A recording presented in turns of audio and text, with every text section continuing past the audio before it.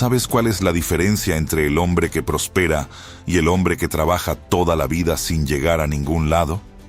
No es el talento, no es la suerte, no es el momento del mercado, es lo que dicen. Hay 7 conversaciones específicas que destruyen silenciosamente la prosperidad, los planes y las relaciones de casi todas las personas que buscan avanzar. 7 cosas que salen de la boca todos los días con la apariencia más inofensiva del mundo. Conversaciones normales, desahogos legítimos, celebraciones aparentemente inocentes. Y cada una de ellas es un veneno que drena exactamente lo que estás intentando construir. Alejandro llevaba 4 años intentando hacer crecer su negocio de consultoría en Medellín. Cambiaba de estrategia, cambiaba de precio, cambiaba de clientes.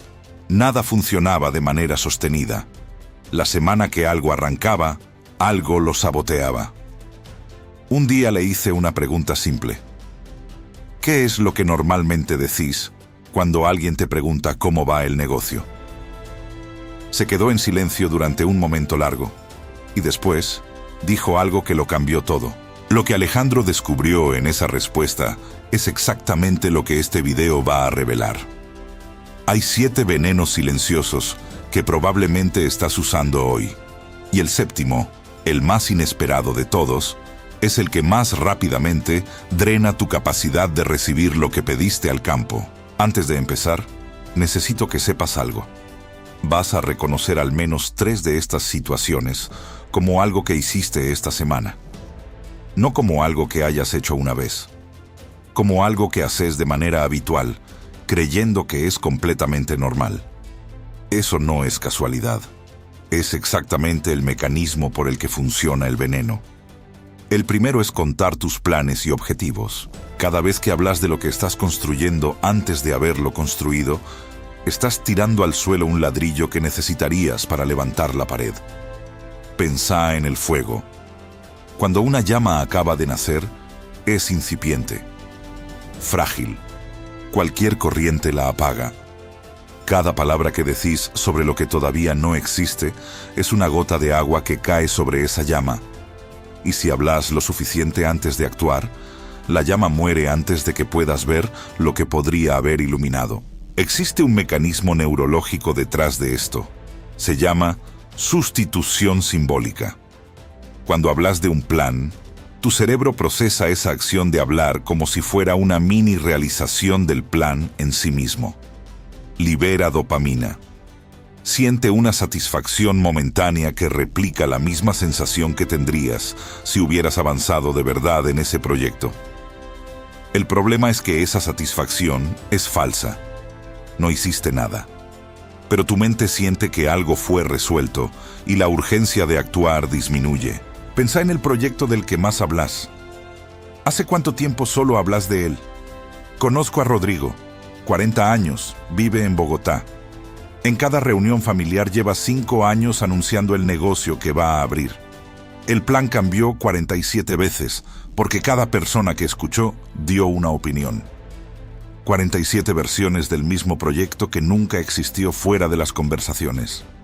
El negocio vive en las palabras de Rodrigo con más detalle que cualquier plan real que haya ejecutado, y mientras más habla, menos actúa. Porque cada vez que lo cuenta, su cerebro recibe la señal de que ya algo pasó. Eso es sustitución simbólica en acción. Pero hay otro mecanismo que opera en paralelo. Cuando expones tus planes, armas literalmente a tus adversarios. No necesariamente personas maliciosas, personas que te aman, que te quieren bien, pero que tienen sus propios miedos y sus propias creencias limitantes sobre lo que es posible. Y esos miedos, cuando los expresan en forma de consejo, llegan envenenados. Ese mercado está muy saturado. ¿Estás seguro de que es el momento? Conozco a alguien que intentó algo similar y quebró. ¿No esperas un poco más antes de dar ese paso? Cada una de esas frases es una daga dirigida exactamente al punto más vulnerable de tu proyecto. El momento en que todavía no existe evidencia de que va a funcionar. Los antiguos alquimistas entendían este principio. Tenían un axioma solve et coagula, disolve y coagula. Pero nunca revelaban la fórmula mientras el proceso estaba en curso. Solo mostraban el oro al final, porque sabían que cualquier interferencia externa durante la transformación podía corromper el resultado. Tu plan es como un bebé en gestación. Necesita oscuridad, silencio, nutrición y tiempo para formarse. Sacarlo al mundo antes de estar listo no acelera el proceso. Lo interrumpe. La información es poder, pero solo mientras sea exclusiva. El día que todo el mundo sabe lo que estás haciendo, se convierte en opinión pública. Y la opinión pública nunca construyó nada grande. Lo que hacemos en la vida resuena en la eternidad. Lo que decimos que vamos a hacer resuena solo en el viento. Hay una razón por la que los sistemas de poder más antiguos del mundo operaban en secreto. No porque tuvieran algo malo que esconder, sino porque entendían que el proceso de creación requiere un entorno protegido. Una semilla no germina en público. Germina en la oscuridad de la tierra, donde nada puede interferir con el proceso de convertirse en algo que el mundo todavía no puede ver. Solo cuando ya es lo suficientemente fuerte como para sostenerse sola, sale a la luz.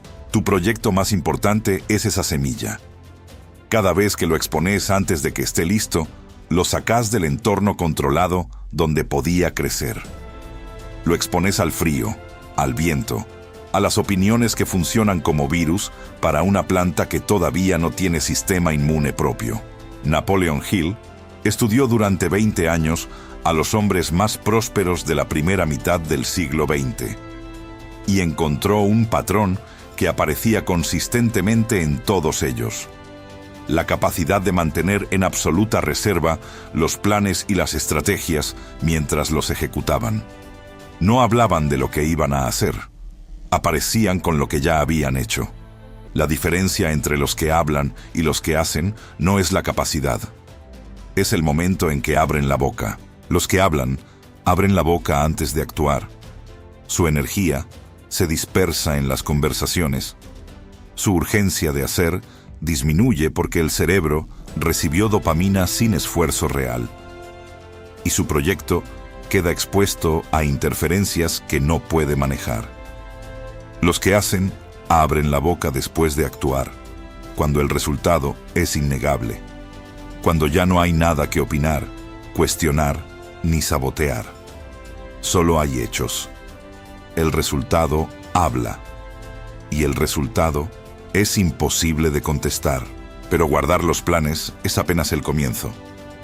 El segundo veneno es aún más traicionero, porque parece exactamente lo opuesto de un problema. Parece amor. El segundo es hablar de tu relación con otros. Ni hablar bien, ni hablar mal. La relación es un santuario. Lo que sucede dentro de ella pertenece solo a los dos que la habitan.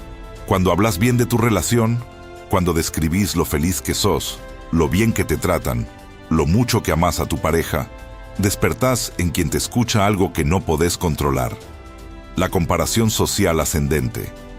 Es un mecanismo automático del cerebro humano. El otro compara su situación con la tuya, se siente inferior. Y lo que sigue a ese sentimiento de inferioridad no es alegría por vos. Es ataque. No necesariamente un ataque directo. Puede ser una pregunta capciosa. Y él sale mucho con los amigos, ¿no? Ella tarda mucho en responder los mensajes. ¿Están seguros de que están bien? Cada una de esas preguntas es una semilla de duda plantada en terreno fértil. Y el cerebro humano, una vez que recibe una semilla de duda sobre lo que ama, no puede dejar de regarla. Conocí a un matrimonio en Lima. Llevan 12 años juntos. Durante los primeros 7, ella hablaba constantemente de lo feliz que era. En reuniones, en grupos de amigas, en redes sociales. No lo hacía por vanidad. Lo hacía porque genuinamente quería compartir su alegría. Lo que no anticipaba era el efecto acumulativo de todas esas semillas. A los 8 años, empezó a notar algo. Las amigas hacían preguntas que jamás hubiera esperado. Los familiares miraban a su marido con una sutileza diferente, y ella misma, que antes veía a su pareja con ojos completamente abiertos, empezó a ver a través de los filtros que las conversaciones habían instalado en ella sin que lo eligiera. La intimidad de una pareja es como un fuego sagrado. Arde fuerte dentro de la casa. Expuesto al viento del mundo, se apaga. Y cuando hablas mal de tu relación, el daño es aún más permanente. Podés reconciliarte con tu pareja. Podés perdonarse mutuamente. Podés volver a estar bien. Pero las personas que escucharon lo que dijiste no lo olvidan. Tu suegra va a recordar eternamente aquella vez que te quejaste de su hijo. Tus amigos van a mirar siempre a tu pareja a través del filtro de lo que les contaste. Transformaste tu relación en entretenimiento barato para los demás. Y ahora tenés que sostener una imagen que vos mismo creaste. Esa es la prisión más sutil de todas. No es el otro quien te encerró. Fuiste vos, con tus propias palabras. Existen personas que deliberadamente plantan discordia. Ven a una pareja feliz y sienten un placer mórbido en destruirla. Hacen preguntas capciosas que parecen preocupación, pero que son dagas disfrazadas de consejo. La relación es como un árbol. Las raíces más profundas y fuertes son las que nadie ve. Son ellas las que sostienen todo cuando viene la tormenta. Pero si seguís cavando para mostrar las raíces a todo el mundo, el árbol muere. Lo que sucede entre dos personas en una relación es sagrado, y lo sagrado no se exhibe, se protege. Y si exponer lo que te hace feliz ya es peligroso, imagina exponer lo que más nadie necesita saber. El tercer veneno convierte tu vida en un tribunal que vos mismo construiste. El tercero es revelar cuánto ganás. No existe escenario en el que salgas ganando cuando contás a otros lo que recibís económicamente cada mes. Si ganás poco, te menosprecian. Las personas bien posicionadas no quieren asociarse con quien fracasa. Es cruel, pero es real. Si ganás bien, abrís la puerta a algo peor. Tu vida se convierte en un tribunal permanente, donde vos sos siempre el acusado. Esa promoción que te costó años de trabajo. Bueno, él ya ganaba bien, tampoco es para tanto. El auto nuevo que planificaste y ahorraste durante meses. Mira cómo se exhibe. El viaje que te permitiste después de un periodo de trabajo intenso, con tanta gente pasando necesidades, y este tipo gastando así. De repente, ya no sos una persona que trabajó duro y construyó resultados. Sos un personaje en las historias que otros inventan para justificar por qué ellos no tienen lo que vos tenés. Debe haber tenido suerte. Conoce a las personas correctas. Algo turbio debe haber hecho. Tu humanidad queda reducida a un número bancario. Y ese número se convierte en el único criterio con el que te juzgan. Tus problemas ya no tienen derecho a existir porque tenés dinero. Tu cansancio ya no es válido porque ganas bien. Tu humanidad desaparece detrás del monto. La vida se transforma en un tribunal permanente, donde cada decisión financiera tuya tiene que pasar por el criterio de personas que no pagan tus cuentas, no conocen tus batallas, no cargan los fardos que vos cargaste. Y en el otro extremo, cuando decís estoy sin plata, no me alcanza, el dinero desaparece, no estás informando una situación temporaria. Estás declarando una identidad. Le estás diciendo al universo, y principalmente a tu propio subconsciente, que sos alguien limitado, carente, escaso. Y el subconsciente, que no sabe distinguir entre imaginación y realidad, simplemente obedece. Las personas empiezan a verte como alguien en dificultad, y vos empezás a vivir para sostener esa imagen. Aparecen más cuentas.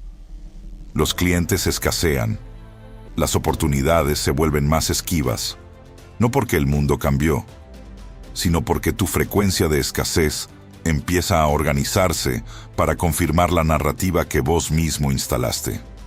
Cada vez que hablas de lo que falta, vibrás en la falta. Cada vez que repetís lo difícil que es, convences a tu propia energía de que realmente es difícil. El silencio, en este caso, es la herramienta más poderosa. No mentirás, pero tampoco esparcirás tu escasez. Trabaja en silencio. Organiza tus finanzas. Estudia. Crece. Cambia tu frecuencia. Deja que tu transformación hable por sí sola. Hay algo que ningún libro de finanzas personales te va a contar, porque viven en el mundo de las estrategias externas. Pero el dinero responde primero a la frecuencia que emitís y después a las decisiones que tomás. Cuando una persona verbaliza constantemente su escasez, no está simplemente describiendo una situación financiera. Está activamente programando su sistema de percepción para que filtre la realidad de una forma muy específica. El cerebro tiene un mecanismo que se llama sistema reticular activador. Su función es decidir qué información de la realidad llega a tu conciencia y qué queda descartada. Y el criterio que usa para hacer esa selección es exactamente lo que crees que es verdad sobre vos mismo y sobre tu mundo. Si tu narrativa interna dice que el dinero siempre escasea, ese sistema va a filtrar la realidad para confirmarlo. Va a hacer que notes las cuentas que llegan y no notes las oportunidades que aparecen. Va a hacer que el cliente que cancela sea memorable y que el cliente potencial que pasó frente a vos esa semana haya sido invisible. No es magia. Es neurociencia aplicada a la manera en que hablas de tu propia realidad financiera. Y cuando esa verbalización ocurre en público, con otras personas presentes, el efecto se multiplica. Porque ahora no es solo tu cerebro que recibió esa instrucción. Son todos los cerebros de las personas que te escucharon los que comenzaron a procesar tu identidad financiera a través de ese filtro. Dejan de ofrecerte oportunidades que saben que no vas a poder aprovechar. Dejan de mencionarte para proyectos que asumen que están fuera de tu alcance, sin que nadie tome una decisión consciente de excluirte. El filtro lo hace automáticamente, para todos. El silencio financiero no es falsa modestia. Es la comprensión de que tu situación económica es información estratégica. Y la información estratégica no se comparte con quien no la necesita para ayudarte. Pero el cuarto veneno tiene un mecanismo aún más perverso, porque no atrae el juicio de los demás. Atrae algo peor. Atrae más de lo que no querés. El cuarto es contar tus problemas a otros. Hay una diferencia brutal entre buscar ayuda profesional y convertirte en el contador de problemas. Un terapeuta es un profesional que contratás para reorganizar tu mente. Eso es distinto. Completamente distinto de descargar tus lamentos permanentemente en los oídos de amigos, familiares y colegas. Cada vez que contás tus problemas, los revivís. Es exactamente como ver la misma película de terror por 10ª vez. Cada vez que la revisás, el miedo se intensifica. Los detalles se fijan más profundamente en tu mente y el sistema nervioso responde como si la amenaza fuera nueva. Pensá en Marco. Trabaja en Ciudad de México en una empresa de tecnología. Durante 2 años fue el hombre de las quejas. Cada reunión, cada almuerzo, cada café, era una oportunidad para contar lo mal que iban las cosas. El jefe que no reconocía su trabajo. Los compañeros que no colaboraban, los proyectos que no avanzaban. Lo que Marco no percibía era el efecto de esa dinámica sobre su propio cerebro. Cada vez que repetía los problemas, su mente instalaba un nuevo parámetro de búsqueda. Un radar sintonizado para detectar exactamente más de lo mismo. Más evidencia de que el jefe era injusto. Más prueba de que los compañeros fallaban. Más confirmación de que los proyectos estaban condenados. Su cerebro encontraba siempre lo que buscaba. Y hay algo más cruel que casi nadie percibe. Las personas secretamente se alimentan de tus problemas. Cuando contás tus dificultades, algunas personas sienten alivio. Al menos, no soy yo el que está mal.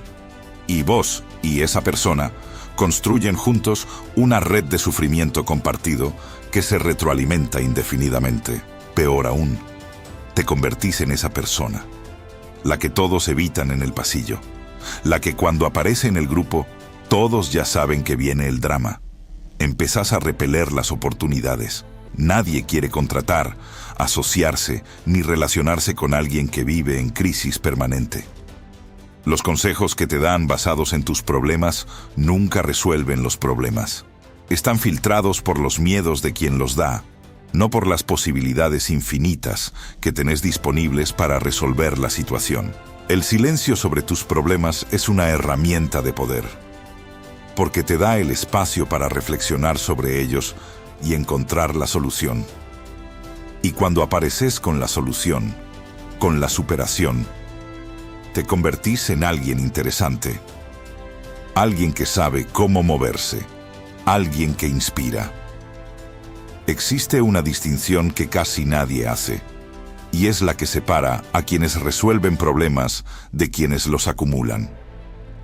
La diferencia no está en la gravedad de los problemas, está en cómo se relacionan con ellos. Quien resuelve problemas los procesa internamente, los examina, los pregunta, los medita y aparece con una propuesta, con un movimiento, con una solución parcial que abre camino hacia una solución más completa. Quien acumula problemas los externaliza constantemente, los verbaliza en cada conversación disponible, los repite hasta que se fijan tan profundamente en su narrativa que ya no puede verse a sí mismo sin ellos. Y hay algo específico sobre el tipo de persona que se convierte en el contador de problemas del grupo. Empieza a perder acceso a las conversaciones donde se generan oportunidades. Las personas que tienen conexiones, proyectos y oportunidades que compartir tienen una tendencia natural a compartirlas con quienes perciben como capaces de sostenerlas. Y la percepción de capacidad no se construye con el currículum que mostrás.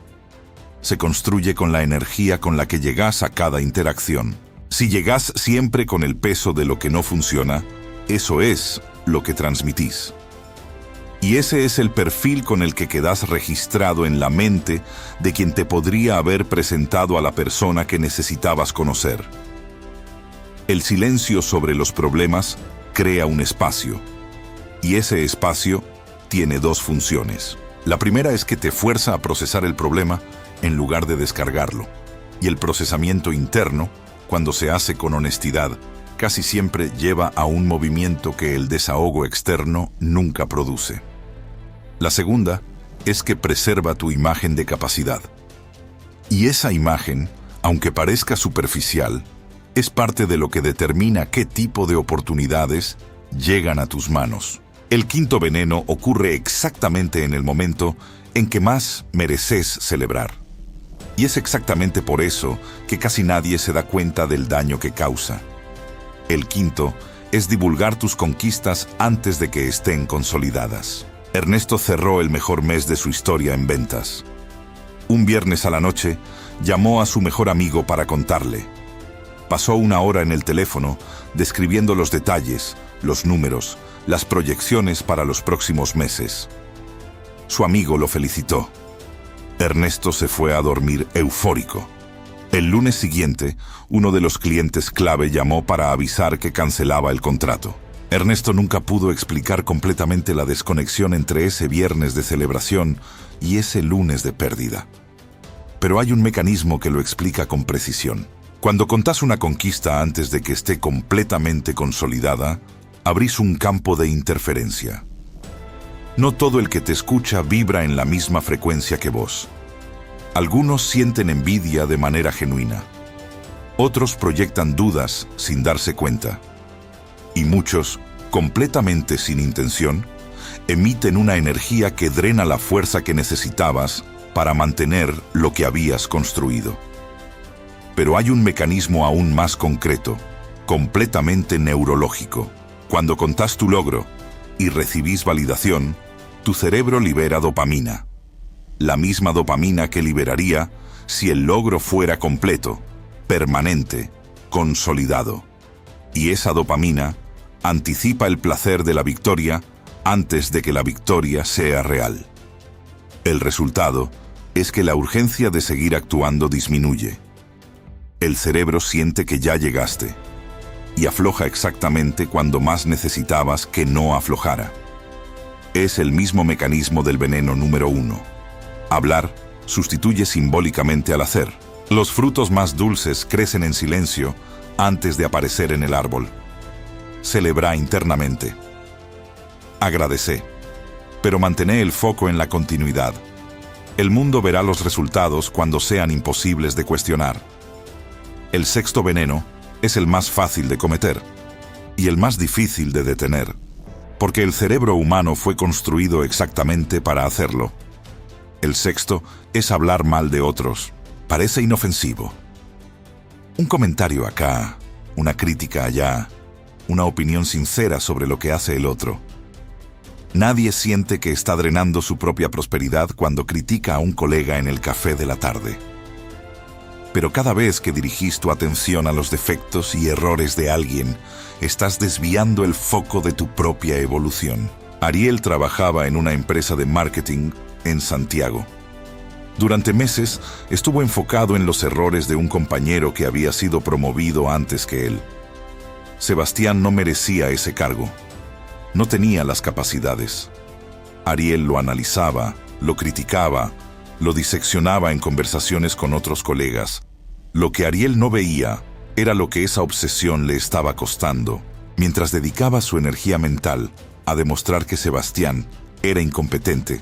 Sebastián seguía creciendo dentro de la empresa, y Ariel, que era genuinamente capaz, seguía exactamente en el mismo lugar.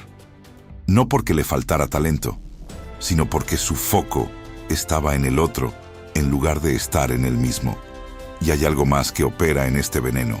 Cuando decís que alguien es incompetente, perezoso, deshonesto, ingrato, le estás dando ese comando al campo de manifestación. Es como si afirmaras que esos patrones existen y forman parte de tu mundo. El campo responde generando más de lo que transmitís. Atraes personas y situaciones que espejean exactamente lo que criticás. Cuanto más describís lo que no querés, más de eso organizás a tu alrededor. La lengua que juzga es la misma que crea. Juzgar y criticar al otro es lo más fácil que existe. Exige cero responsabilidad.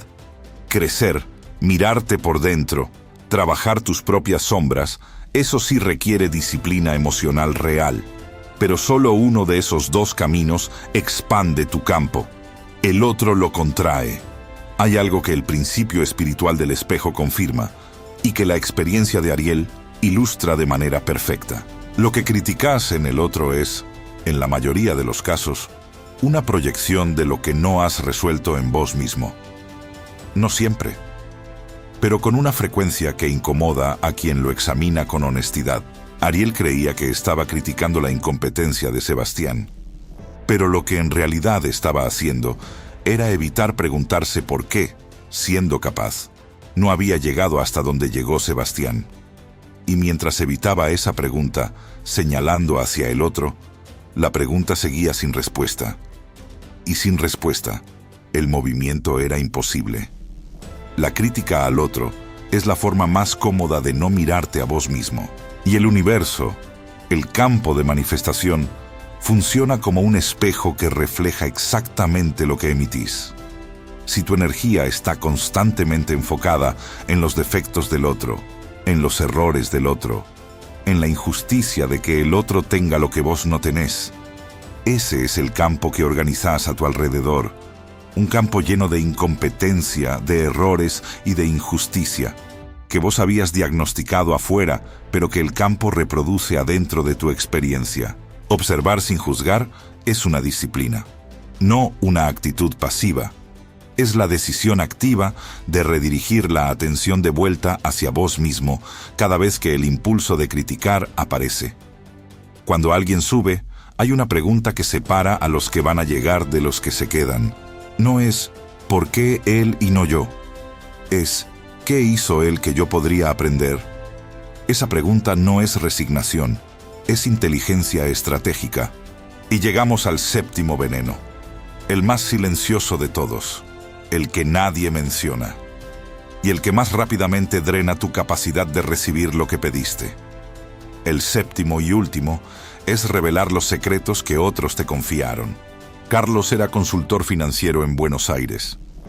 Bien posicionado, buen historial, buena reputación. Un día, un cliente cercano le confió una situación delicada. Estaba atravesando dificultades en su empresa que aún no eran públicas. Lo contó en confianza, sabiendo que Carlos era alguien de quien podía fiarse. Carlos no lo hizo con mala intención. Fue en una conversación informal con otro colega. Mencionó algo que no debería haber mencionado. No fue un chisme calculado. Fue un momento de descuido. 3 meses después, Carlos notó que el flujo de referencias que habitualmente recibía había disminuido sin explicación aparente. No hubo ningún conflicto abierto. Nadie le dijo nada directamente.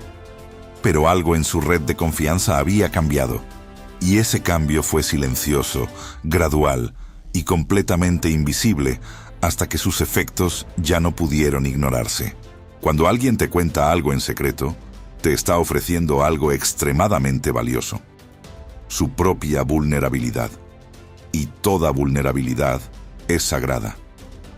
Tratarla como curiosidad, como dato interesante, como algo digno de compartir, viola el campo de confianza que existía entre dos personas. Y esa violación tiene consecuencias que no se ven de inmediato, pero que operan con la precisión de una ecuación. Quebrar el secreto es programar tu realidad como alguien que no merece grandes responsabilidades. La prosperidad también es confianza. Confianza espiritual, confianza financiera, confianza en las relaciones, confianza en el propio cuerpo. Son todas manifestaciones del mismo principio. Si no sabes guardar lo pequeño, ¿cómo vas a recibir lo grande? Quienes divulgan lo que les fue dicho en confidencia viven en un estado de vigilancia y ansiedad internas. ¿Se habrán enterado? ¿Sabrán que fui yo? Esa tensión invisible es veneno puro para tu energía. No necesitas que nadie lo descubra para que el costo sea real. Tu propia energía lo denuncia antes que cualquier evidencia. Lo que se dice en confianza pertenece a la luz del discernimiento, no a la sombra de la curiosidad. Guarda los secretos como quien guarda algo que sabe que vale mucho. Porque exactamente eso son. La confianza es el activo más escaso y el más valioso en cualquier ecosistema de prosperidad. Más que el capital, más que los contactos, más que el conocimiento técnico. Porque la confianza es el lubricante de todos los demás recursos. Sin ella, los recursos se mueven lento, con fricción, con resistencia. Con ella, todo fluye. Y la confianza no se construye en los momentos grandes. Se construye o se destruye en los momentos pequeños. En el momento en que nadie está mirando. En el momento en que guardar el secreto no tiene ningún costo visible y revelarlo no tiene ninguna consecuencia aparente. Esos momentos son exactamente los que definen si sos alguien a quien el universo puede confiar algo grande. Porque el principio que opera en el campo espiritual es el mismo que opera en el campo humano. La responsabilidad se otorga en proporción a la capacidad demostrada de guardar lo que ya fue confiado. Si no guardas lo pequeño, no podés recibir lo grande. No porque alguien lo decida conscientemente, sino porque hay una ley que opera de manera automática y que no hace excepciones. Carlos reconstruyó su reputación. Le llevó tiempo, le costó trabajo, pero lo hizo. No porque fuera una persona esencialmente deshonesta, sino porque aprendió, de la manera más costosa, que el descuido con lo que nos fue confiado tiene un precio que no se ve hasta que es demasiado tarde para evitarlo. Guarda lo que te confían como si fuera tuyo, porque en el campo energético, así es exactamente como opera. Alejandro, el consultor de Medellín del que te hablé al principio, encontró la respuesta cuando se hizo esa pregunta simple sobre lo que decía cuando alguien le preguntaba cómo iba el negocio. Lo que descubrió fue que hablaba del negocio constantemente. Con amigos, con familia, con conocidos. Contaba los planes antes de ejecutarlos. Comentaba los problemas antes de resolverlos. Revelaba los números antes de que estuvieran consolidados.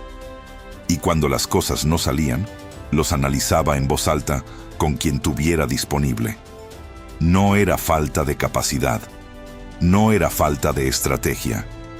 Era que cada conversación abría un campo de interferencia que drenaba exactamente lo que intentaba construir. 4 meses después de cambiar ese patrón, Alejandro cerró el mejor trimestre de su historia. No porque el mercado cambió, no porque encontró una nueva técnica, sino porque dejó de filtrar su energía por 7 canales de drenaje simultáneos. Los 7 venenos operan de la misma manera. No te quitan nada de manera dramática. Te drenan de manera silenciosa, constante, invisible. Como una pérdida de agua pequeña que con el tiempo vacía el depósito completo. La palabra es la herramienta de manifestación más poderosa que tenés. Y como toda herramienta poderosa, puede construir o destruir. La diferencia está en cómo la usás. Hay algo que une a todos los que prosperan de manera sostenida. No es que hablan mejor, es que hablan menos. Y cuando hablan, eligen con precisión lo que dicen, cuándo lo dicen y a quién se lo dicen. El silencio estratégico no es secretismo ni aislamiento. Es la comprensión de que no todo lo que ocurre adentro necesita salir afuera. Y que proteger el proceso es tan importante como ejecutar el proceso. Si no sabes guardar lo pequeño, no podés recibir lo grande. Esa frase es el resumen de los 7 venenos. Cada uno de ellos es una manera de no guardar lo pequeño. Los planes antes de existir. La felicidad de la relación. Los números financieros. Los problemas antes de resolverlos. Las conquistas antes de consolidarlas. Los errores ajenos. La vulnerabilidad que alguien te confió. Guarda todo eso y observa lo que el campo empieza a enviarte a cambio. Escribí en los comentarios cuál de estos 7 venenos reconociste como algo que estás haciendo ahora mismo. No el que más te interesó. El que más te incomodó cuando lo escuchaste. Esa incomodidad es la señal exacta de dónde está el bloqueo. Bienvenido al Aurum.